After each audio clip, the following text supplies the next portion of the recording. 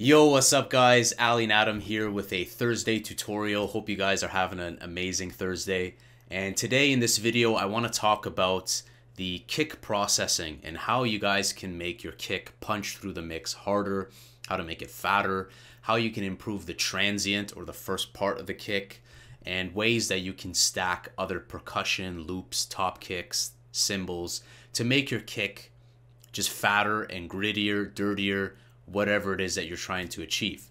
So the project that I'm going to open up for this demonstration is the ESSKEETIT remix I made of Lil Pump. If you haven't checked out that track, please do. It is a banger. I loved making that track, and really big inspirations from Ollie James and F Tampa. So nonetheless, let's jump right into the project and I'll explain. So here we are in my ESSKEETIT remix project. This was the original project before I bounced everything to WAV files just to take a look again, and I recommend doing that. It's really a good idea to take your heavy project and bounce WAV files because you can always see if there's MIDI errors or things like that.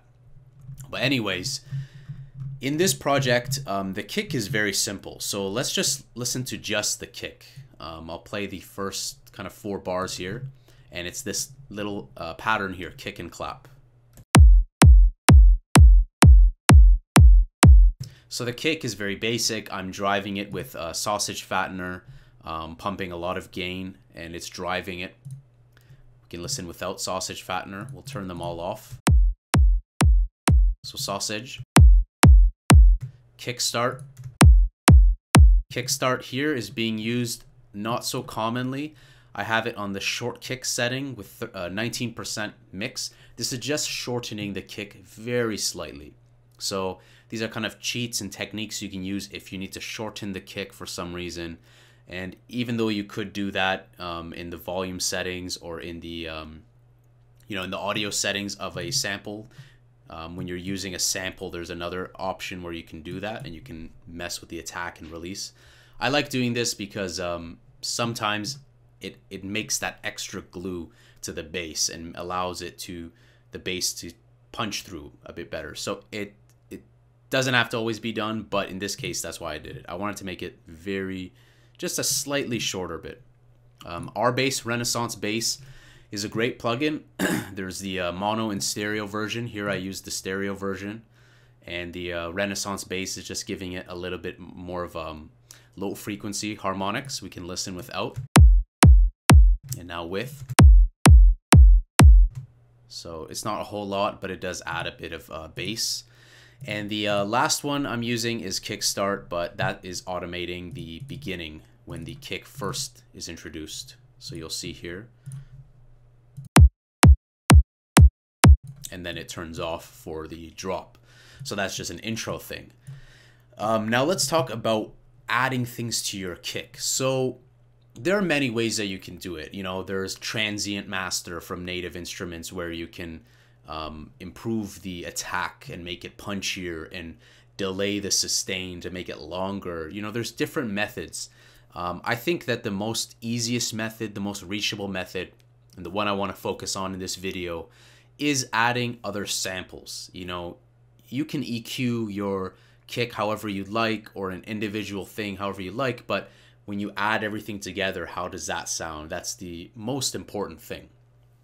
So the kick, now I'm going to slowly introduce what I've added on top of the kick. I've added a lot in this project, and you don't have to do that, but that was my workflow in this project, and it's always different. So let's start adding things and showing you. So there's the kick top. We will loop these first 4 bars.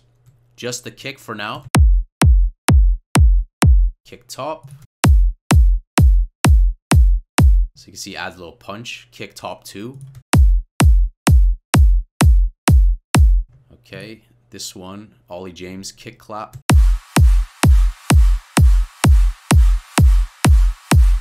Another kick clap.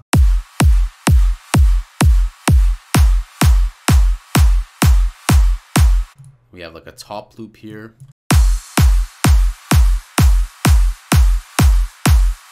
Then we have like a stadium loop. And then I think 2 more. And to finish things off, we had a little kick noise.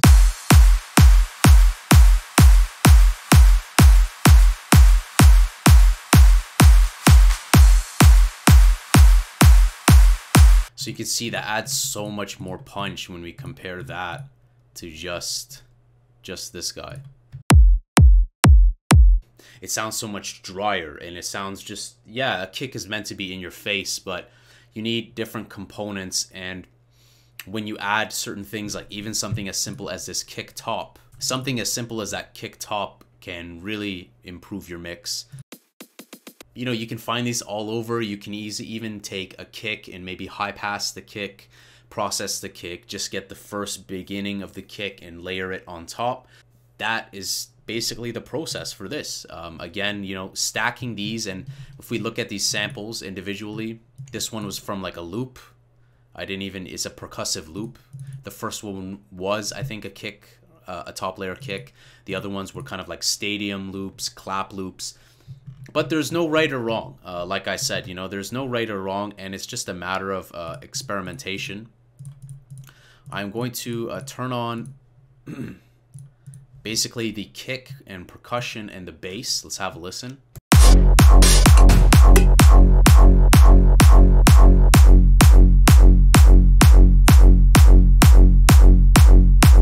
When we have a listen to that, it punches hard. But if you disable, you know, if you disable all this and you're left with just the kick and bass, it loses a lot of that high-end energy, a lot of that sibilance, a lot of that air. And that's one uncommon thing. I know Armin van Buuren and a lot of guys say this, is that slap that you hear in the kick, that energy is, you know, sitting in the high frequency. It's sitting in the, you know, let's just say like 1K, 2K and onwards. The bass is very important, don't get me wrong, but if you need to EQ your kick, so for instance, let's just bring in an EQ here. If you need to EQ your kick, sure, you could go ahead, you know, add some bass, you know, you're seeing where's that sweet spot, but also pay attention to the high end of the kick. The high frequencies, a lot of times they have that slap, they have that punch, but you don't always have to EQ it, because if you just keep EQing it and try to shape it, you might boost a lot of frequencies that you might otherwise don't want to have in the mix. And that's where having top kicks, percussive elements really help. If we take a look at how I've processed the kick top, for instance, here it's cut off at 196, 24 dB, high pass filter. Some of them didn't need to be EQ'd. So there was a kick top 2 that I didn't EQ. The kick noise I didn't EQ because I did the EQ in the instrument. And everything is going to be relative to what you're putting in there. You know, don't always follow the same rule of I have to EQ everything.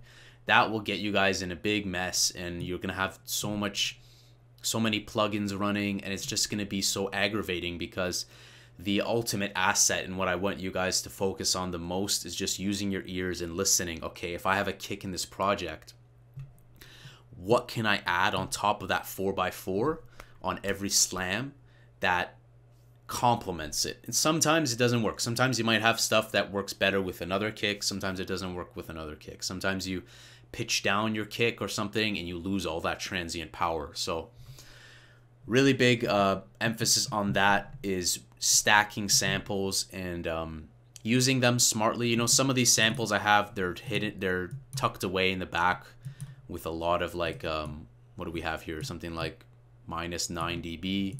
You know, the other ones, this one is like -24 dB. So sometimes I like to have something very distant and quiet in the mix. Other times I want it more obnoxious and in the front. So experiment, and things like cymbals, percussion, white noise are your friend. They can really help to drive and pump more energy and fill the spectrum for your kick. So that's some quick 2 cents. Some bonus tips I want to talk about is definitely check out a plugin like Native Instruments Transient Master. Very simple. Just 3 knobs. You have a gain knob, you have the sustain. So the sustain will extend the decay. It'll make it a bit longer, but not always does this work in your favor. You have to experiment. The main thing you're going to mess around with here is the attack. So the higher the attack, the more punchy it becomes. The lower the attack, the less punchy it becomes. And the way I like to do it is I like to crank it up until I hear the effect. And the two other options here are the limit and the smooth. Limit is nice to use. It doesn't have a huge distinguishable difference on the audio, but I find that the smooth does take away some of that punch and snap. So again, experiment, but this might be something good if you need just a tiny bit of like kind of cherry on top on a percussive element, either on the kick or something that is helping the kick. But again, you know, there's no rules when it comes to this. Some other notes I want to say, my voice. Some other notes I want to say are, be careful what you stack on top of the kick. If you notice, not only my kick top was high passed, but some other stuff I have high passed too. So whatever you do, use your ears, listen, and listen for any weird low frequency rumble. If you're anytime doubt, if you have any doubt, use a frequency spectrum analyzer like Voxengo Span, which is free. And yeah, let me know what you guys have for any tips on improving kicks or percussion. And I want to know your suggestions, so please drop a comment below. Let me know what you guys want to see. Do you guys want to see a certain project? Do you guys want to see make a certain sound? Because there's going to be tutorials back to back every Thursday, so Tutorial Thursday is here to stay. And I would love to hear from you guys. So let me know if you guys like this tutorial, like this video, and stay subscribed. I will see you guys very soon. And I hope you guys enjoyed this track. I had a lot of time, a lot of fun making this track. I'll briefly show you guys here. It's a very percussive, heavy track. It's really messy here. But the whole idea is that it was a very bass heavy, kind of lead heavy track. Let's just play this back.